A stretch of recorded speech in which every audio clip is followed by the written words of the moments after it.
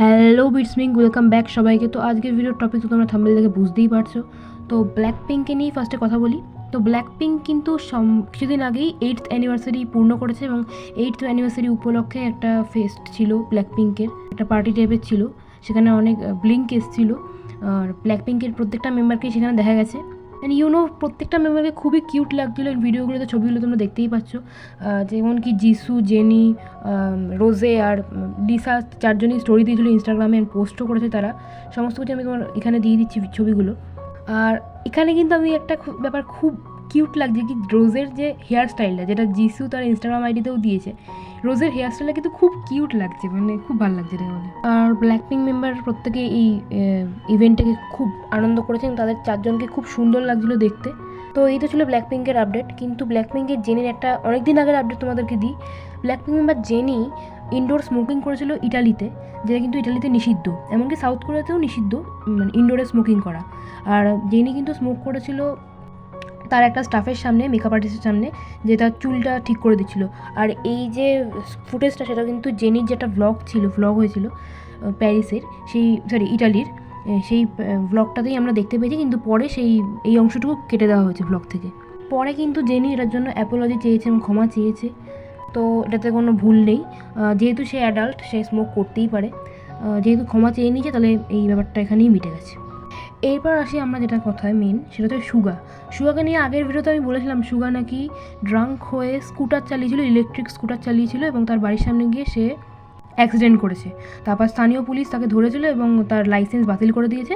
এই সম্বন্ধে আমরা আগেই জেনেছি। কিন্তু এখন নাকি নতুন কথা শোনা যাচ্ছে, সে নাকি ইলেকট্রিক কিকবোর্ড চালায়নি, ইলেকট্রিক স্কুটার চালিয়েছিল। মানে আমি আগের ভিডিওতে ভুলই বলেছিলাম, ইলেকট্রিক স্কুটার বলেছিলাম, কিন্তু অ্যাকচুয়ালি আগের ভিডিওতে কিকবোর্ড বলতে হতো। মানে সুগার অ্যাপোলজি লেটারে ওটাই লেখা ছিল কি, সুগা নাকি কিকবোর্ড চালিয়েছিল ইলেকট্রিক, বাট অ্যাকচুয়ালি কিকবোর্ড না, সুগা ইলেকট্রিক স্কুটার চালিয়েছিল।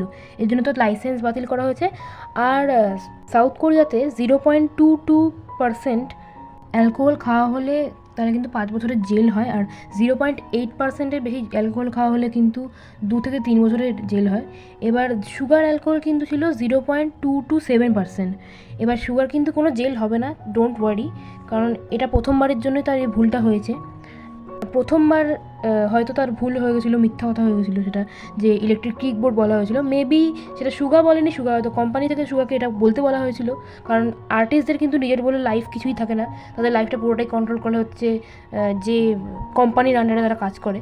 তো যাই হোক, পরে সেই ভুল শুধরে কিন্তু তারা বলেছে, কিন্তু সেটা ভুল শুধরানোর আগে পুলিশ সেই ফুটেজ দেখেছিল কি, সুগা কিন্তু সেদিনকার ইলেকট্রিক স্কুটার চালিয়েছিল। যাই হোক, তারপর কোম্পানি কিন্তু অ্যাপোলজি লেটার দিয়েছে আমাদেরকে। তো এখানেই ব্যাপারটা মিটে গেছে। আর সত্যি কথা বলতে, সুগার যে ওইভাবে, যদিও সে ড্রাঙ্ক হয়ে গাড়ি চালিয়েছিল, কিন্তু গাড়ি চালানোর পর সে অ্যাক্সিডেন্ট করার ফলে কিন্তু কারোর কোনো ক্ষতি হয়নি। তো আর সে যখন ক্ষমা চেয়ে নিয়েছে, তাও ব্যাপারটা এখানেই মিটে যাওয়া উচিত। জানি না সবাই কেন তাকে নিয়ে এত গসিপ করছে, এতটা মানে বিরুদ্ধে চলে যাচ্ছে আর্মিরা তার বিপক্ষে। মানে জানি না এই সামান্য ভুলের জন্য মানুষের তার কেন বিপক্ষে চলে যায়। আর আমার তো মনেই হয় না সুগা মিথ্যা কথা নিজে থেকে বলতে পারে। আই হোপ, মনে হয় কোম্পানি তাকে বলতে বলেছিল হয়তো ইলেকট্রিক কিকবোর্ড বলতে। তো যেহেতু সুগা ক্ষমা চেয়ে নিয়েছে, তো ব্যাপারটা এখানেই মিটে যাওয়া উচিত। আর্মিদেরও উচিত এটা ভুলে যাওয়া। অ্যান্ড সুগা যেহেতু প্রথমবার এই অন্যায়টা করেছিল, তাই সুগার কিন্তু কোনো জেল টেল হবে না, আর ব্যাপারটা এখানেই মিটে গেছে। যাই হোক, আসি নেক্সটে জাংকুককে নিয়ে। জাংকুক মানে কিছুদিন আগেই ফেসবুকে একটা পোস্ট ভাইরাল হচ্ছিল জাংকুক নামে একটি অ্যাকাউন্ট থেকে। আর সেই অ্যাকাউন্টে কিন্তু ব্লু টিক আছে, মানে সেটা অফিসিয়াল অ্যাকাউন্ট, কিন্তু এমনটা নয়। ফেসবুক, ইনস্টাগ্রাম আর ইউটিউব প্রত্যেকটার একটা মিটার, একটা নিয়ম আছে। ফেসবুকে 1 মিলিয়ন কমপ্লিট হওয়ার পর ব্লুটুথ এমনি দেওয়া যায়। এছাড়াও মেটা কোম্পানিতে এখন একটা নির্দিষ্ট পরিমাণ টাকা, আমি জানি না সেই টাকার অ্যামাউন্টটা কত, 599 কি কত, ওই টাকাটা দিয়েও কিন্তু ব্লুটিকটা কেনা যায়। তো অফিসিয়াল অ্যাকাউন্ট এমনি টাকা কিনেও হয়ে যায় অনেক সময়, আর 1 মিলিয়ন কমপ্লিট হয়েছে বলেও হয়ে যায়। তা যেহেতু এই অ্যাকাউন্টটা 1.2 মিলিয়ন ফলোয়ার, এর জন্যই ওই অ্যাকাউন্টে ব্লুটিক আছে। কিন্তু ওটা কিন্তু জাংকুকের রিয়েল অ্যাকাউন্ট না, কারণ বিটিএসের কোনো মেম্বারেরই ফেসবুকে অ্যাকাউন্ট নেই, শুধুমাত্র বিটিএসের অফিসিয়াল পেজটা আছে। জাংকুকের কী করে থাকবে রিয়েল অ্যাকাউন্ট? জাংকুক তো ইনস্টাগ্রামে লিড করে দিয়েছে, ওটা রিয়েল অ্যাকাউন্ট না। সেটা হয়তো কোনো আর্মির অ্যাকাউন্ট, হয়তো জাংকুকের নামে ক্রিয়েট করা। সেখান থেকে বাংলাদেশের সাপোর্টে 2টো পোস্ট করা হয়েছে এবং একটা বাংলাদেশের পতাকার ছবি স্টোরি দেওয়া হয়েছে ছবি দিয়ে। যদি বিটিএসের কোনো মেম্বার যদি জানতো বাংলাদেশের এই ব্যাপারটা, তারা হয়তো বাংলাদেশকে সাপোর্টই করতো, কারণ বাংলাদেশে অনেক কিছু ঘটে চলেছিল, যা ছাত্র আন্দোলন, তাদের প্রধানমন্ত্রীর পদত্যাগ। এছাড়াও গ্লোবালি অনেক সেলিব্রিটি কিন্তু বাংলাদেশকে সাপোর্ট করেছে, যেমন কোরিয়ানই একজন সেলিব্রিটি যার নাম হচ্ছে দাউদ কিম। সে সম্প্রতি 2-1 বছর আগে হয়তো ইসলাম ধর্ম গ্রহণ করেছিল এবং সে তার কান্ট্রি মানে সাউথ কোরিয়াতে একটা মসজিদও তৈরি করেছে কিছু লোকের সহায়তায়, আর তার একটা ইউটিউব চ্যানেলও আছে। সে কিন্তু আগে একজন সিঙ্গার ছিল, আর সে যেহেতু এই ধর্ম গ্রহণ করেছে, তার ফ্যামিলি তাকে ছেড়ে চলে গেছে। এবার সে এই ধর্মে গ্রহণ করেছে এটা নিয়ে কোনো মন্তব্য করতে চাই না, কারণ আমি একটা অন্য ধর্মের তো আমার মনে হয় না আমার এই বিষয়ে কোনো মন্তব্য করা উচিত, আর আমি প্রত্যেকটা ধর্মকেই সম্মান করি।